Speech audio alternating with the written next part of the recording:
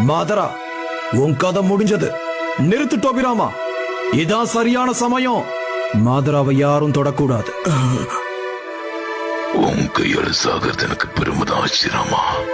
போதும் மாதரா, நம்ம ஏன் இந்த சண்டைய இதோட முடிச்சுக்க கூடாது? ஒரு அமைதியான கிராமத்தை உருவாக்குவோங்கிற நம்மளோட சத்தியம் உனக்கு ஞாபகம் இருக்கா? ஒரு அமைதியான கிராமத்தை நாம இங்க உருவாக்குவோம்.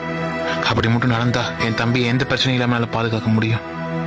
இதுக்கு மேலேயும் என்னால உங்களை நம்ப முடியாது. இருந்தாலும் சமாதானத்துக்கு ஏதாவது வழி இருக்கா? அதுக்கு உன் தம்பி இப்ப சாகணும், இல்லனா நீ இப்போ இங்க சாகணும்.